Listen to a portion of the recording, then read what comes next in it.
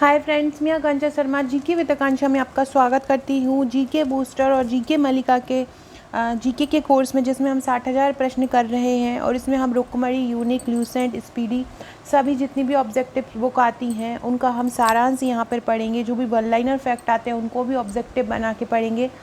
यकीन मानिए, अगर आप ये 60,000 प्रश्न कर लेते हैं तो आप कोई भी प्रश्न आता है वनडे एग्ज़ाम में तो आप उसको ज़रूर कर पाएंगे। ये हमारा भाग 5 है। इसके पहले मैंने इसके 4 भाग करवा चुकी हूँ। इसकी प्लेलिस्ट आपको हमारे प्लेलिस्ट वाले सेक्शन में मिल जाएगी। 60,000 जीके प्रश्न नाम से इसकी प्लेलिस्ट है, तो आप उसके भाग देख लीजिएगा। साथ में डिस्क्रिप्शन बॉक्स में आपको इसकी व्हाट्सअप और टेलीग्राम ग्रुप का लिंक मिल जाएगा, तो आप वहाँ से भी इसको देख सकते हैं। तो चलिए हम पढ़ते हैं। इसके पहले हम 82 क्वेश्चन कर चुके थे। भूगोल से संबंधित प्रश्न थे, तो हम पहले भूगोल को लेके चल रहे हैं। तो इसके हमने 82 क्वेश्चन कर चुके थे और आज हम 83 प्रश्न से स्टार्ट करेंगे। पहला क्वेश्चन है कि पृथ्वी का जुड़वा ग्रह कौन सा है। हम जब पढ़ते हैं तो दिखता है बुध, जब हम ग्रहों के क्रम पढ़ते हैं तो बुध, शुक्र, पृथ्वी, मंगल। तो आप देख रहे हैं पृथ्वी के जस्ट पहले कौन सा है, शुक्र है। और शुक्र के जो लक्षण हैं वो पृथ्वी से मिलते जुलते हैं और उसका आकार बराबर है और भार भी उनके लगभग सेम होने के कारण शुक्र को पृथ्वी का जुड़वा ग्रह कहा जाता है। तो पृथ्वी का जुड़वा ग्रह कौन होता है? पृथ्वी का जुड़वा ग्रह होता है शुक्र। नेक्स्ट है, एक उपग्रह में बैठे हुए अंतरिक्ष यात्री को आकाश का रंग कैसा दिखेगा। एक उपग्रह में कोई व्यक्ति बैठा है, उपग्रह छोड़ा है हमने किसी कारण से आकाश में, और अंतरिक्ष यात्री है, उसको आकाश का रंग कैसा दिखेगा अंतरिक्ष यात्री को?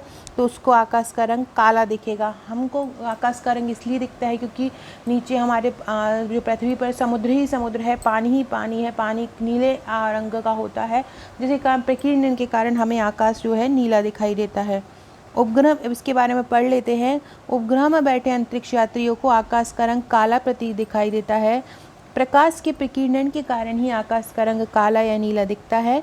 भारत के प्रथम अंतरिक्ष यात्री कौन थे? भारत के प्रथम अंतरिक्ष यात्री थे राकेश शर्मा। याद रखिएगा कौन थे? राकेश शर्मा। अगर आप मेरे वीडियो देखते हैं तो मुझे कमेंट सेक्शन में इसका आंसर बताइएगा कि जो राकेश शर्मा थे वो अंतरिक्ष में कब गए थे। ये क्वेश्चन आप खुद ढूंढिएगा तो ताकि आपको याद रहे। और भारत के प्रथम अंतरिक्ष यात्री राकेश शर्मा थे और ये अंतरिक्ष में कब गए थे। नेक्स्ट है, सांध्य के तारे का जो उदय होता है वो क्या निरूपित करता है? दक्षिण ध्रुव, उत्तरी ध्रुव, पूर्व या पश्चिम। सांध्य मतलब संध्या का तारा का। संध्या का तारा का जो उदय होता है वो क्या निरूपित करता है? तो वो पश्चिम दिशा को निरूपित करता है। सांध्य तारे का उदय पश्चिम दिशा को निरूपित करता है। और आपसे पूछे कि किस ग्रह को सांझ का तारा या भोर का तारा कहते हैं, तो शुक्र ग्रह को ही सांझ का तारा या भोर का तारा कहा जाता है। सांध्य तारे का उदय क्या निरूपित करता है? तो यह पश्चिम दिशा को बताता है। किसको बताता है? पश्चिम दिशा को। यह ग्रह शाम में पश्चिम दिशा में तथा सुबह में पूरब दिशा में आकाश में दिखता है। ये भी आपको ध्यान रखना है। जो शुक्र ग्रह है उसको संध्या का और भोर का तारा कहते हैं। शाम को ये पश्चिम में दिखता है, इसलिए हम बोल रहे हैं कि ये पश्चिम दिशा को निरूपित करता है। और सुबह में ये पूरब में दिखता है, तो पूरब को निरूपित करता है। सबसे अधिक चमकीला तारा कौन सा है इनमें? हैली, ध्रुव, सीरियस या अल्फा सेंचुरी। तो सबसे अधिक चमकीला तारा होता है साइरस तारा। कौन सा होता है? साइरस तारा। इसके बारे में हम पढ़ लेते हैं। साइरस तारा सर्वाधिक चमकीला तारा है, जबकि अल्फा सेंचुरी सूर्य के बाद सबसे निकट के तारे का नाम है। अल्फा सेंचुरी क्या है? सूर्य के बाद अगर कोई सबसे निकट का तारा है तो वो अल्फा सेंचुरी है। ध्रुव तारा हमेशा उत्तर दिशा में स्थित दिखाई देता है। हमारे पूर्वज यात्रा करते समय दिशा ज्ञात करने के लिए ध्रुव तारे को, अब तो देशांतर रेखाओं का उपयोग करते हैं, लेकिन पहले जब ये रेखाएं नहीं बनी थी तो ध्रुव तारे का उपयोग करते थे। वह हमेशा उत्तर दिशा में दिखाई देता है। किस ग्रह के चारों ओर स्पष्ट वलय होते हैं? तो शनि ग्रह के चारों ओर रिंग या वलय पाए जाते हैं। शनि के चारों ओर 3 वलय हैं। ये भी याद रखिएगा कि शनि के चारों ओर कितने वलय हैं। तो शनि के चारों ओर 3 वलय हैं जो स्पष्ट और मनोहारी दिखते हैं। इन बलों को हम नंगी आँखों से नहीं देख सकते हैं। जो शनि के चारों ओर के ग्रह हैं उनको नंगी आँखों से नहीं देखा जा सकता है। अगला क्वेश्चन है, चंद्र ग्रहण कब होता है? सूर्य, चंद्रमा और पृथ्वी एक सीध में नहीं होते। पृथ्वी सूर्य और चंद्रमा के बीच आ जाता है। सूर्य पृथ्वी और चंद्रमा के बीच में आ जाता है। चंद्रमा पृथ्वी और सूर्य के बीच में आ जाती है। तो चंद्र ग्रहण कब होता है? देखिए, सूरज किसी के बीच में, या तो पृथ्वी आएगी दोनों के बीच में, या चंद्रमा आएगा। तो जब चंद्र ग्रहण होता है तो पृथ्वी बीच में आ जाती है, और जब सूर्य ग्रहण होता है तो चंद्रमा बीच में आ जाता है, ये ध्यान रखिएगा। तो चंद्र ग्रहण कब होता है? जब पृथ्वी सूर्य और चंद्रमा के बीच आ जाती है। इसके बारे में पढ़ लेते हैं। पृथ्वी सूर्य की परिक्रमा करती है और चंद्रमा पृथ्वी की परिक्रमा करता है। पृथ्वी किसकी करती है? सूर्य की करती है, और चंद्रमा पृथ्वी की करता है। परिक्रमा करते करते जब पृथ्वी सूर्य और चंद्रमा के बीच आ जाती है तो उसकी छाया जो है वो चंद्रमा पर पड़ती है और चंद्रमा अस्पष्ट हो जाता है। ऐसे ही चंद्र ग्रहण कहते हैं, और यह पूर्णिमा का दिन होता है। परिक्रमा करते करते जब क्या होता है, पृथ्वी सूर्य और चंद्रमा के मध्य आ जाती है तो उसकी छाया चंद्रमा पर पड़ती है और चंद्रमा धूमिल अस्पष्ट हो जाता है। इसे चंद्र ग्रहण कहते हैं। हम हमेशा चंद्रमा की एक ही सतह को देखते हैं, क्या कारण है? तो यह पृथ्वी से छोटा है इसलिए दिखता है एक सतह। यह पृथ्वी के अपने अक्ष पर घूमने की दिशा के विपरीत दिशा में अपने अक्ष पर घूमता है, इसलिए यह अपने अक्ष पर घूमने और पृथ्वी के चारों परिक्रमा करने के समान समय लेता है। जिस गति से पृथ्वी सूर्य की परिक्रमा करती है उसी गति से ये घूमता है। तो हम हमेशा चंद्रमा की एक सतह को देखते हैं, इसका कारण क्या है? तो यह अपने अक्ष पर घूमने और पृथ्वी के चारों परिक्रमा करने में समान समय लेता है। यही कारण है कि समान परिक्रमा करने के कारण समान समय में पृथ्वी जब परिक्रमा कर रही होती है तो इसका हम एक ही भाग देख पाते हैं। अगला क्वेश्चन है, पूर्ण सूर्य ग्रहण केवल कुछ ही भौगोलिक क्षेत्र में दिखाई देता है, क्योंकि सूर्य के चारों ओर पृथ्वी के घूर्णन पथ और चंद्रमा द्वारा पृथ्वी के घूर्णन पथ में भिन्नता होती है। इस कारण चंद्रमा की छाया पृथ्वी पर पड़ने से, पृथ्वी सतह के चिपटे भाग से प्रकाश किरणों का उन्नयन व अवनयन होने से, या चंद्रमा तथा पृथ्वी के विभिन्न कोणीय सतह से झुकी होने के कारण। तो पूर्ण सूर्य ग्रहण केवल कुछ ही भौगोलिक क्षेत्र में दिखता है। इसका कारण है कि चंद्रमा की छाया पृथ्वी पर पड़ती है, वहीं पर ये जो है दिखता है।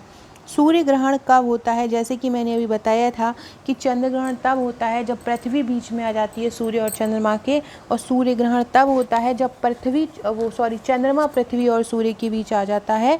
तो बी इसका आंसर हो जाएगा कि सूर्य ग्रहण कब होता है? तो जब चंद्रमा पृथ्वी तथा सूर्य के बीच आ जाती है। और चंद्र ग्रहण कब होता है? जब पृथ्वी सूर्य और चंद्रमा के बीच आ जाती है।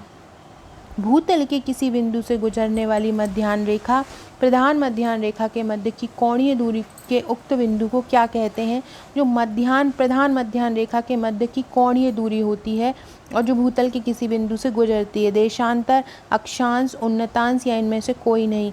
तो मध्याह्न रेखा के कोणीय दूरी, देखिए मध्याह्न रेखा की कोणीय, जो कोण से कोण बनाएगी वो कौन सी होगी? देशांतर रेखा होती है। देशांतर रेखा ग्लोब पे इस तरह से, जैसे मैं बताऊँ, इस तरह से देशांतर रेखाएं खींची जाती हैं जो मध्याह्न रेखा से कोणीय दूरी बनाती हैं, ये देशांतर रेखा होती है। अगला क्वेश्चन इसके बारे में पढ़ लेते हैं। विषुवत रेखा के उत्तर या दक्षिण स्थित किसी भी स्थान की विषुवत रेखा से कोणीय दूरी को उस स्थान का अक्षांश कहते हैं। समान अक्षांशों को मिलाने वाली रेखा क्या कहलाती है? अक्षांश रेखा कहलाती है। समान अक्षांशों को मिलाने वाली काल्पनिक रेखा क्या कहलाती है? अक्षांश रेखा कहलाती है। अगला क्वेश्चन है, ग्रीनविच पर समय मध्याह्न 12 बजे है। 50 डिग्री पूर्व देशांतर पर स्थित एक जगह पर समय क्या होगा? तो देखो बोल रहे हैं ग्रीनविच पर अभी जो मध्याह्न का समय वो कितना है? 12 बजे है। अगर हम 50 डिग्री पूर्व देशांतर में जाएं, मतलब यहाँ पे है और हम यहाँ से पूरब की तरफ जाएं तो क्या होगा? तो पूरब के समय जाने पे हमेशा समय बढ़ता है और पश्चिम के समय जाने पर हमेशा समय घटता है। तो यहाँ 12 बज रहे हैं।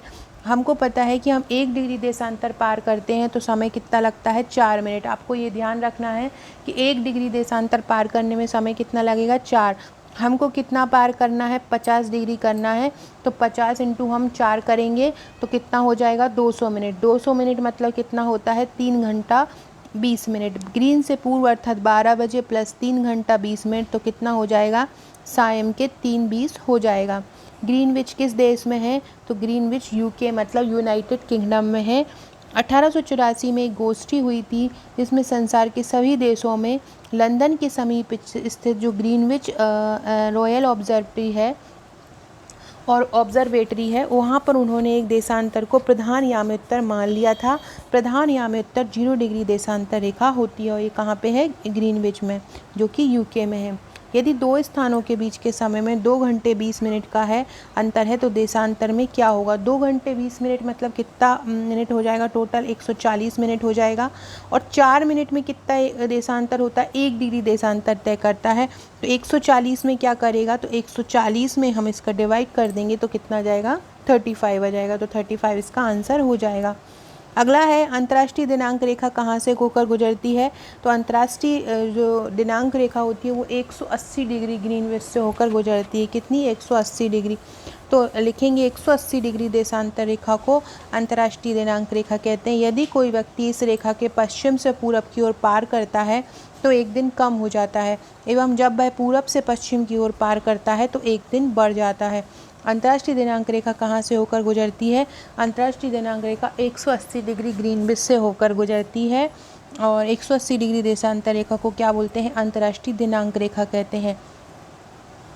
ये ध्यान रखना है कि जब पूरब से पश्चिम की ओर जाता है तो एक दिन बढ़ जाता है, पश्चिम से पूरब की ओर पार करने में एक दिन कम हो जाता है।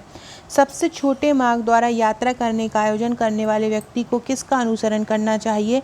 तो जब भी कोई को दिशा का ज्ञान चाहिए हो, एक जगह से दूसरी जगह जा रहा हो, दूरस्थ स्थानों पर जा रहा हो तो देशांतर रेखाओं का उपयोग करना चाहिए। देशांतर का प्रयोग समुद्री और वायु यात्रा में किया जाता है। दो स्थानों के मध्य न्यूनतम दूरी गणना देशांतरों द्वारा ही होती है। दो स्थानों के मध्य न्यूनतम गणना कितने की होती है, देशांतर द्वारा होती है। अंतर्राष्ट्रीय तिथि रेखा क्या होती है। अंतर्राष्ट्रीय तिथि रेखा क्या होती है, तो डी में जो बी और सी वो दोनों हो जाएगा।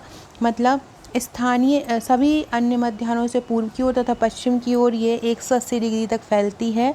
तिथि ठीक एक दिन परिवर्तित होती है जब इसे पार किया जाता है, पहले नहीं होती है।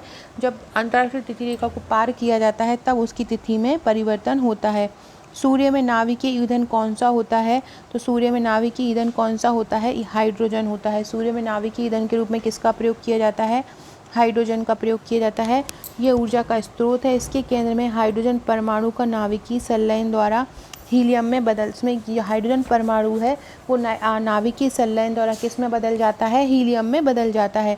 खगोलीय एकक क्या होता है। सूर्य के केंद्र से पृथ्वी से केंद्र तक की दूरी, सूर्य की सतह से पृथ्वी की सतह तक की दूरी, सूर्य से पृथ्वी तक की दूरी या सूर्य से पृथ्वी तक की न्यूनतम दूरी।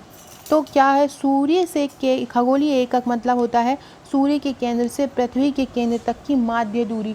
सूर्य के केंद्र से पृथ्वी के केंद्र तक की जो माध्य दूरी है उसे हम खगोलीय एकक कहेंगे। माध्य दूरी याद रखिएगा, किसको बोलेंगे, सूर्य के केंद्र से पृथ्वी के केंद्र तक की माध्य दूरी को बोलेंगे। सो फ्रेंड्स, आज हमारे ये 100 क्वेश्चन कंप्लीट हुए। इसके आगे के हम कल पढ़ेंगे। अगर आपको मेरे वीडियोस अच्छे लगते हैं तो प्लीज़ वीडियो को शेयर कीजिएगा। जिस मैं अलग अलग कोर्स लॉन्च किए हैं मेरे चैनल पे, जिस कोर्स का रिव्यू अच्छा आएगा, जिस कोर्स में व्यूज़ ज़्यादा आएंगे उसको हम ज़्यादा टाइम देकर बता पाएंगे। तो आप लोग अगर वीडियो अच्छा लग रहा है ये वाला तो आप इसको शेयर कीजिएगा। वीडियो अच्छा लगे तो लाइक कीजिएगा और सब्सक्राइब कीजिएगा। Okay friends, thank you.